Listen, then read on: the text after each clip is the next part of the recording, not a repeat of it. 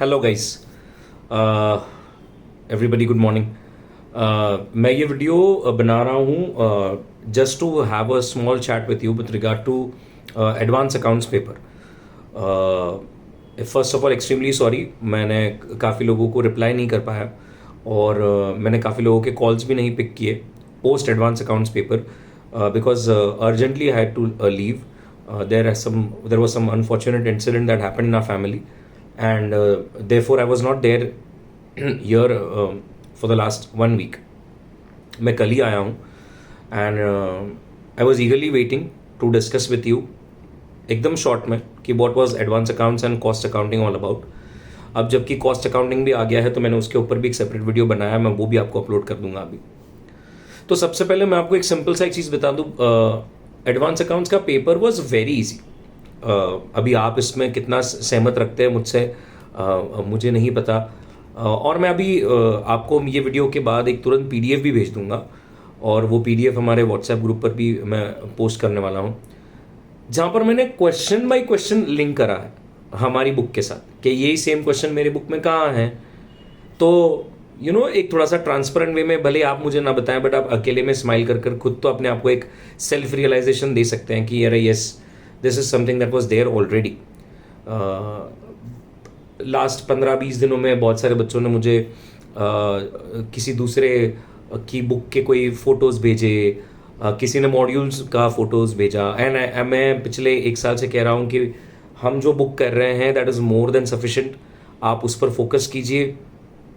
उतने सम्स अगर आप करोगे तो बहुत अच्छी तरह से सारी चीज़ें हो जाएगी. बट ठीक है, थोड़ा सा स्टूडेंट नेचर होता है and I am very much okay with it. मैंने काफ़ी लोगों को रिप्लाई दिया. मैं कुछ जगह पर सॉल्व कर पाया, कुछ जगह पर नहीं कर पाया. मैंने सॉल्व कर कर बच्चों को भेजा. ड्यू टू टाइम कॉन्स्टेंट मैंने कभी कभी आई कुड नॉट रिप्लाई. तो मैं आपको एक पीडीएफ भी देने वाला हूँ अभी. और इसलिए नहीं कि मुझे ये बताना है कि मैं हमेशा से बैच में ये भी कहता हूँ कि अपनी बुक बहुत महान है, इसलिए नहीं. आपको ये बस बताने के लिए कि आपका जो बुक आपको दिया गया है ना, it is more than sufficient. आप उतने सम्स करेंगे, आपका सब सॉर्टेड, राइट. एडवांस अकाउंट्स में अगर एक चीज़ मैं नोट करूँ तो financial statements of companies was completely ignored. और इसका ओल्ड कोर्स में भी कोई इतना इंपॉर्टेंस नहीं रहता था. हमने ये बात पहले भी करी है कि इसका कोई इंपॉर्टेंस नहीं रहता था. ओल्ड कोर्स में भी ये 3-4 अटेम्प्ट में एक बार पूछा जाता था. ओल्ड कोर्स में लास्ट टाइम पूछा गया था, इसलिए बच्चे काफ़ी डर गए थे कि नहीं सर अभी तो आ जाएगा तो हम तो करेंगे. तो आई वाज लाइक ठीक है कर लीजिए. तो इस बार उसको कंप्लीटली इग्नोर किया है. एक चीज़ अगर मैं नोट करूं और आपने भी अगर नोट करा होगा, वो सारे अकाउंटिंग स्टैंडर्ड्स जो फाइनल से इंटर आए हैं वो किधर, राइट. दो स्टैंडर्ड्स आर नॉट देयर. तो AS 15 नहीं पूछा गया, एम्प्लॉय बेनिफिट्स, जो मुझे लगता था कि पूछना चाहिए था. AS 25 नहीं पूछा गया, राइट. AS 28 इम्पेयरमेंट किधर है भाई, पूछा ही नहीं गया. AS 27 joint JV, AS 23 associate, ये स्टैंडर्ड्स जो कि कभी इंटर में थे ही नहीं, फाइनल से लाए गए, इसको कभी पूछा ही नहीं गया. तो and I am talking about the descriptive part, I am not talking about the 30 marks MCQ वाला पार्ट. मुझे एक MCQ के बारे में एग्जैक्ट डिटेल पता नहीं है, तो वहाँ पर कुछ एस्पेक्ट्स कवर कर रहे हो तो अलग बात है. बट प्रैक्टिकल सम्स की जब मैं बात कर रहा हूँ, 70 मार्क्स को डिस्क्रिप्टिव की बात कर रहा हूँ, तो ये पार्ट मुझे मिसिंग लगा. एक इंपॉर्टेंट ये भी चीज़ थी कि इंस्टीट्यूट का इस बार समझ में आ रहा है प्रैक्टिकल अकाउंटिंग स्टैंडर्ड्स को लेकर बहुत ज़्यादा फोकस है. तो मैं जो भी अकाउंटिंग स्टैंडर्ड्स देख पा रहा हूँ, जैसे AS 16 पूछा है, 2 पूछा है, 7 पूछा है, cash flow statement, foreign exchange, 19 lease, 20 EPS, ये सारे स्टैंडर्ड्स जो है प्रैक्टिकल स्टैंडर्ड्स हैं. तो इंस्टीट्यूट ने प्रैक्टिकल स्टैंडर्ड्स पर ज़्यादा फोकस दिया है. 4 को नहीं पूछा, एडजस्टिंग इवेंट्स 5 नहीं पूछा, राइट. AS 9 इंपॉर्टेंट है, रेवेन्यू रिकग्निशन, उस पर कोई फोकस नहीं दिया. AS 10 PPE, उस पर भी कोई फोकस नहीं है, तो वो भी एक बहुत बड़ा दिक्कत वाला एस्पेक्ट है.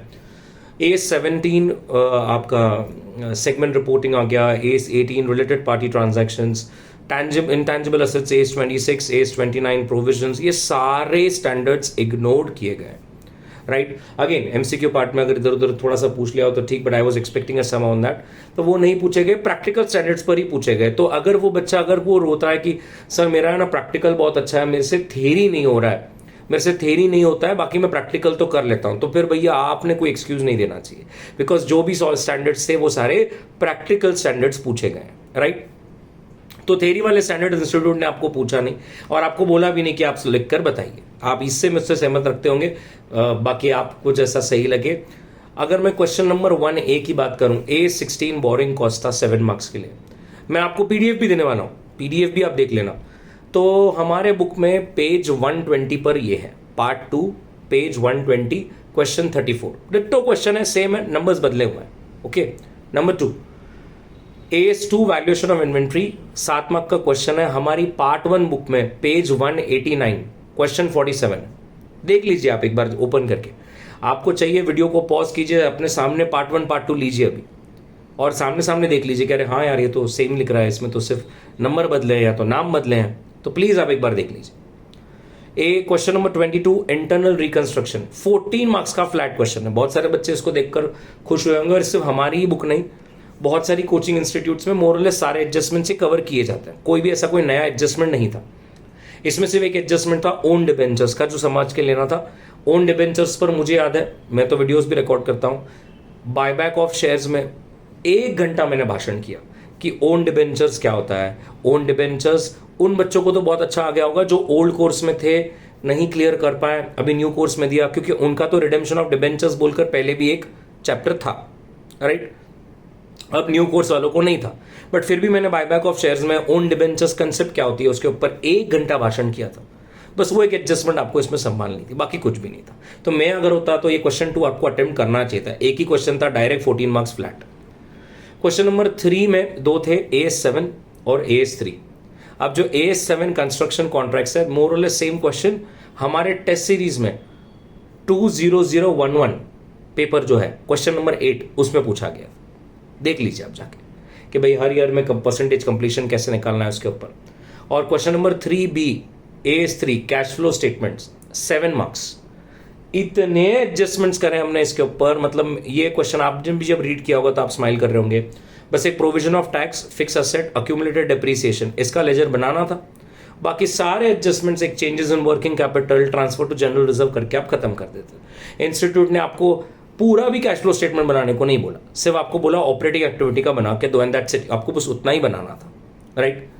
Question number 4 amalgamation AS14 14 marks, plain vanilla question. Again ऐसा 2 लोगों ने मुझे मैसेज किया कि सर बहुत इजी था, अच्छा हुआ कोई एडजस्टमेंट नहीं आया। यस, कोई एडजस्टमेंट नहीं आया।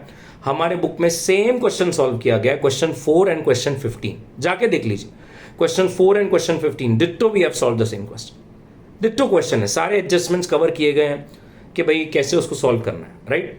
क्वेश्चन 5 कंसोलिडेशन 14 मार्क्स का अगेन क्वेश्चन। और इतनी खुशी हुई मुझे इस क्वेश्चन को देखकर, ना डिविडेंड का एडजस्टमेंट, ना बोनस का एडजस्टमेंट, सिर्फ अगर एडजस्टमेंट है तो बस एक रिवैल्यूएशन का एडजस्टमेंट है। और ऐसा ही सेम क्वेश्चन हमने क्वेश्चन 15 और क्वेश्चन 19 पार्ट 2 वाली बुक में है, आप देख लीजिए। अच्छा, उसमें अगर आपको एडजस्टमेंट 3 लग रहा होगा कि सर एडजस्टमेंट 3 हमने सेम क्वेश्चन नंबर 18 ऑफ हमारा बुक में से किया हुआ है।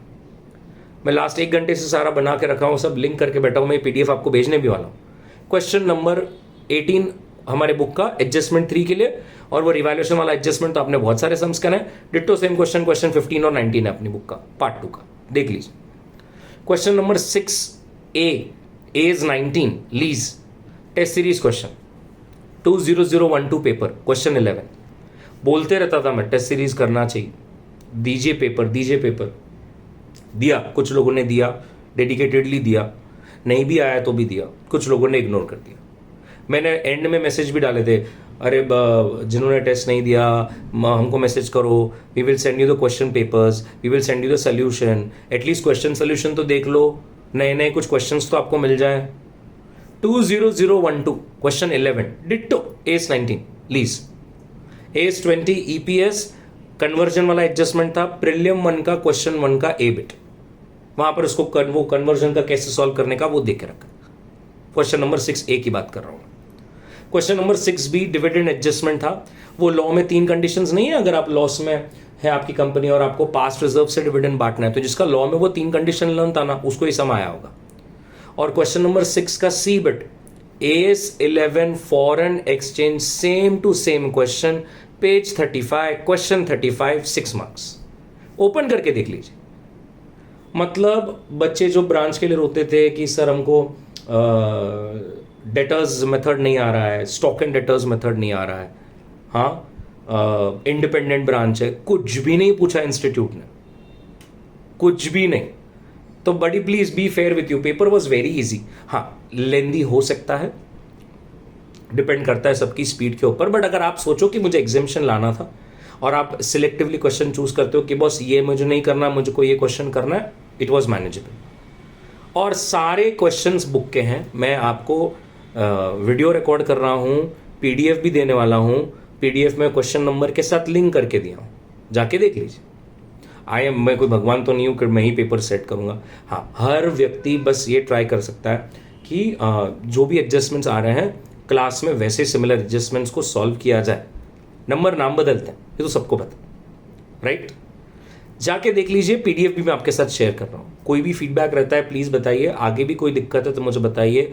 जाते वक्त बस इतना ही कहूँगा, एफएम का पेपर अभी भी बाकी है, रिक्वेस्ट है कोई दूसरे बुक्स ना खोलें, अपना बुक करें, अच्छी तरह से करें। I have always stated we cover 4 things, everybody knows this: study material, RTP, mock and suggested. ये 4 मेन फाउंडेशंस, मेन पिलर्स, हम इसको कवर कर ले रहे हैं। आप मुझे 15 दिन 20 दिन पहले पूछते हो सर अब मॉड्यूल ही करूं तो चलेगा क्या? कैसे चलेगा भाई? नहीं चलेगा, ये चारों करने ही पड़ेंगे, राइट? तो प्लीज़ ये वाली चीज़ आप अच्छी तरह से पीडीएफ के साथ गो थ्रू कीजिए। अगर आपके पास समय है तो, आपको लगता है नहीं आप एग्जाम के बाद कीजिए। मैंने आज इसलिए पोस्ट किया बिकॉज अभी 4 दिन है ऑडिट के लिए। अगर आपके पास कहीं पर हाफ एन आवर है, थोड़ा सा मन में होता है ऐसा कि मेरा राइट है या नहीं, क्या है, कैसा रहेगा, इसलिए मैंने ये लिंक कर आपको दिया। करेक्ट? कॉस्टिंग में तो और भी मज़ा है, नेक्स्ट वीडियो में देखते हैं। बाय।